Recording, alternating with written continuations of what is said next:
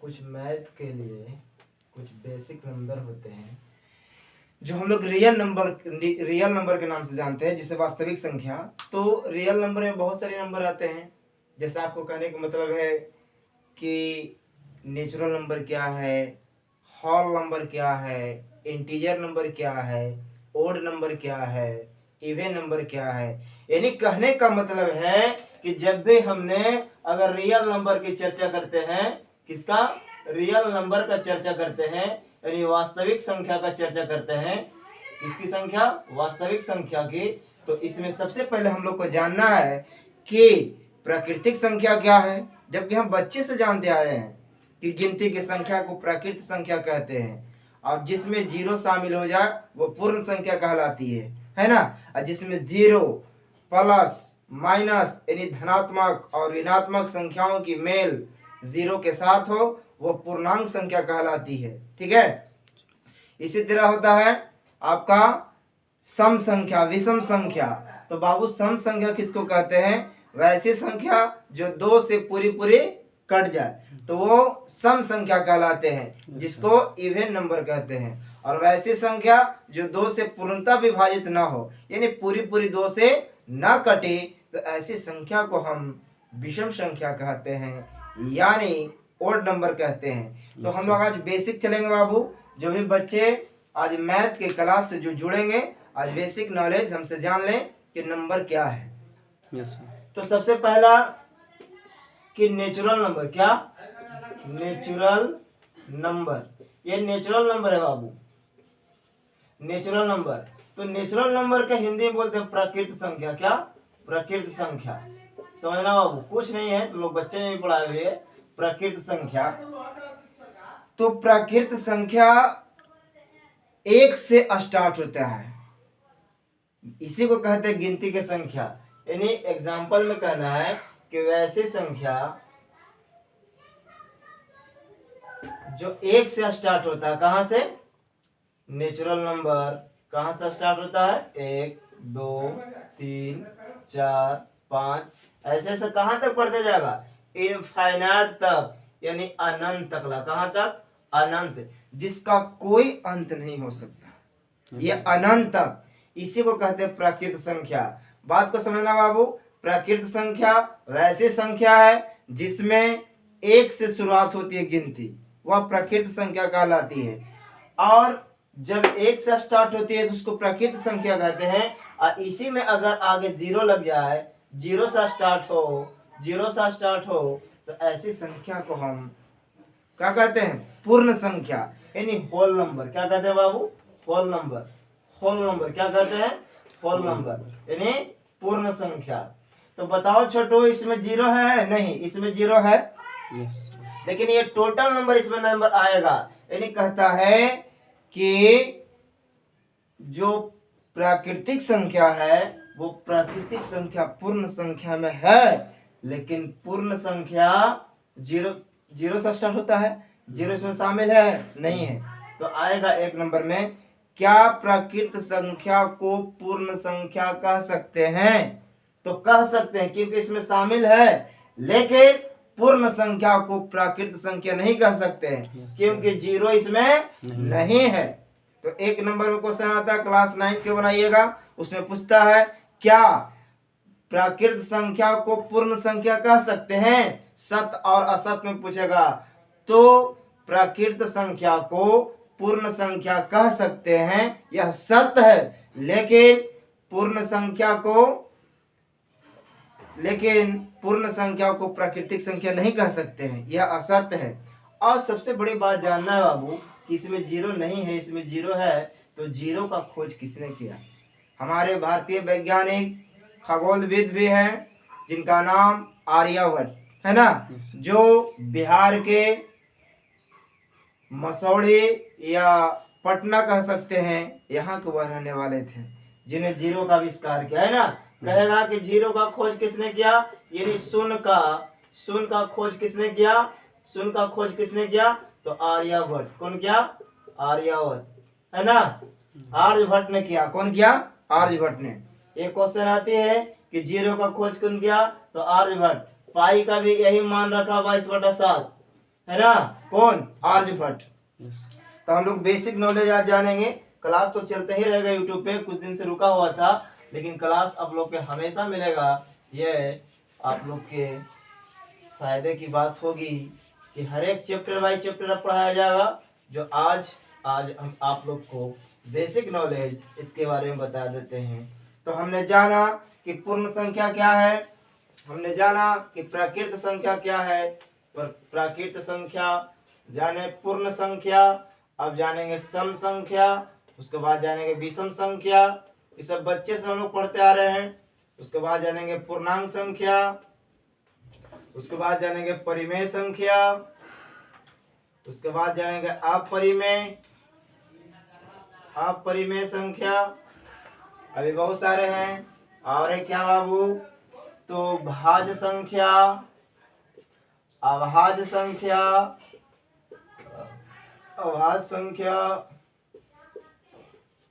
वगैरह वगैरह, ये बहुत सारे नंबर है। तो हम लोग को इसे बहुत जरूरी जानना है। क्लास 9th में भी है और क्लास 10th में भी है ये चैप्टर रियल नंबर। तो हमने कहा बाबू कि प्राकृत संख्या जो जिसका गिनती 1 से शुरुआत होती है वो प्राकृत संख्या कहलाती है।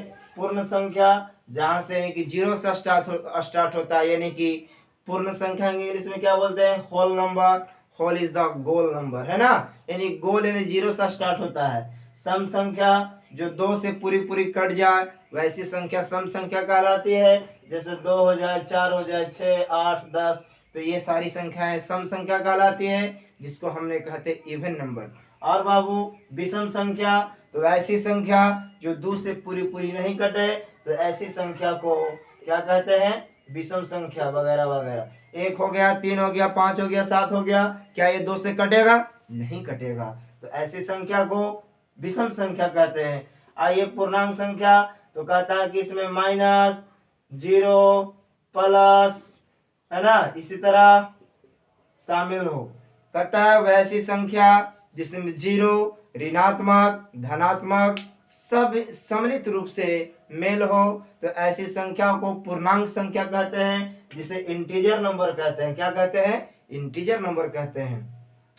आइए परिमेय संख्या, तो परिमेय संख्या वैसी संख्या है, जैसे इसको इंग्लिश में रेशनल नंबर बोलते हैं। तो कहता है कि परिमेय संख्या को हमने p/q को फॉर्म में लिखते हैं, उसका रूप होना चाहिए p/q, है ना, अपने आप में क्या होना चाहिए, तो पूर्ण नंबर होना चाहिए। जैसे मान लिया कि 2 है तो कुछ ना तो बटा में 1, यानी कि p/q के रूप में हो गया। लेकिन हाँ, यहाँ शर्त रहता है कि q बराबर 0 नहीं होना चाहिए, q बराबर 0 नहीं होना चाहिए, है ना, यानी q नॉट इक्वल टू 0, है ना, तभी हमारा ये परिमेय संख्या हो सकता है। अन्यथा अगर कोई बोल दिया कि 1/0 को हम कह सकते हैं परिमेय संख्या, तो कतई नहीं, कभी नहीं हो सकता है। हाँ, लेकिन 0 एक परिमेय नंबर है। क्या है, परिमेय संख्या है। पाई भी एक अपरिमेय है। क्या है, अपरिमेय है। लेकिन जो पाई का मान होता है वो 22/7, ये परिमेय नंबर है, रेशनल नंबर है ना। तो हमने कहा कि हर और अंश ग्रुप में होना चाहिए। क्या, हर और अंश ग्रुप में। तो कहता है बेटा कि अंश ऊपर होता है और हर नीचे होता है ना। तो अंश आपका 0 हो तो परिमेय संख्या कहला सकती है, लेकिन हर में 0 नहीं होना चाहिए। इसी तरह ये अपरिमेय संख्या, तो अपरिमेय संख्या वैसी संख्या है जो पूरी पूरी उसकी वर्गमूल ना निकले। जैसे मान लो वो √3 है, √3 है तो क्या √3 का पूरा पूरा वर्गमूल निकलता है, नहीं निकलता है। तो ऐसी संख्या ही अपरिमेय नंबर कहलाता है। मान लो कि -√7/4 या 5, ये क्या है, तो अपरिमेय है।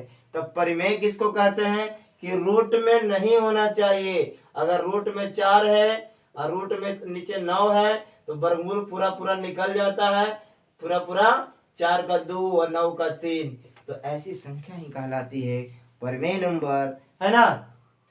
और कहता बाबू, तो परिमेय नंबर अपरिमेय नंबर हम लोग समझ गए। थोड़ा चलेंगे भाज और अभाज, है ना, प्राइम और को प्राइम। तो कहता है कि प्राइम नंबर वैसी नंबर होती है जिसमें क्या होता है कि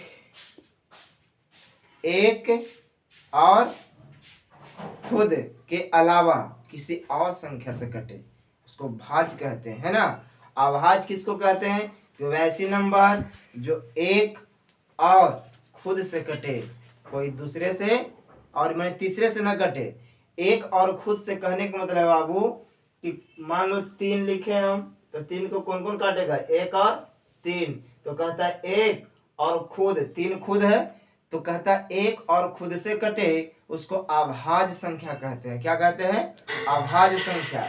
लेकिन भाज्य उसको कहते हैं, जैसे मान लो 4 लिखे हम, इसको 1 भी काट रहा है, इसको 2 भी काट रहा है, इसको 4 भी काट रहा है, यानी कि एक और खुद के अलावा किसी अन्य और नंबर से कटे उसको भाज्य संख्या कहते हैं। क्या कहते हैं? भाज्य संख्या कहते हैं। क्या? भाज्य संख्या कहते हैं। और मान लो बाबू कि एक भी है तो एक को हम क्या लिखते हैं? एक से भी काटेगा और खुद से भी कटेगा, लेकिन यहाँ एक है जो ना भाज्य है और नहीं अभाज्य है। एकदम पॉइंट में याद कर लेना इसको, ये महत्वपूर्ण प्रश्न है कि एक भाज्य संख्या है कि अभाज्य संख्या है। तो एक नहीं भाज्य है और नहीं अभाज्य है, यानी कहने का मतलब है कि एक और खुद से तो नजर आ रहा है, लेकिन दोनों गुणनखंड क्या होना चाहिए था? डिफरेंट होना चाहिए था, यानी कि दोनों का दोनों भिन्न संख्या से इसकी गुणनखंड होनी चाहिए था, यानी दोनों का गुणनखंड अलग। जैसे कहने का मतलब 1 और 3 दोनों अपने में भिन्न है, दोनों एक नहीं है, लेकिन यहाँ कह रहा है कि एक से कट रहा है, खुद से एक कट रहा है, तो एक एक दोनों सेम है, इसलिए भिन्न नहीं है। हालांकि भिन्न होगा तभी हम उसको कह सकते हैं कि अभाज्य संख्या है ना। और कहता है कि जो अभाज्य संख्याएं होती है, 2 अभाज्य संख्याएं जब होती है तो कहने का मतलब है बाबू उसकी महत्तम समवर्तक 1 होता है। जैसे मान लो कि एक 7 है और एक 11 है, तो दोनों का HCF हमेशा 1 होगा। क्या होगा? 1 होगा। और एक नंबर क्वेश्चन में आता है कि जब 2 लगातार संख्या या 2 लगातार प्रकृत संख्या की मसा क्या होगा? तो 1 होगा। क्या होगा? 1 होगा। 2 लगातार प्रकृत संख्याओं की मसा 1 होगा। ठीक है, बस आज भर इतना ही, और कल से हम डिटेल से चलेंगे आपका क्लास। कहा जाता है कि परिंदों की नहीं दी जाती है तालीम उड़ानों की, वह खुद ही तय करती है राह आसमानों की। जिन्हें हौसला बुलंद होता है मंजिल पाने की, उसे परवाह नहीं होता कभी गिर जाने की। इसी के साथ क्लास ABC में आपका बहुत स्वागत था और स्वागत रहेगा भी। आप इस वीडियो का खुद देखें और दूसरे के पास भी शेयर करें, है ना। और लाइक के साथ साथ आप अपने दोस्तों के पास शेयर करें। जय हिंद, जय भारत। ओके।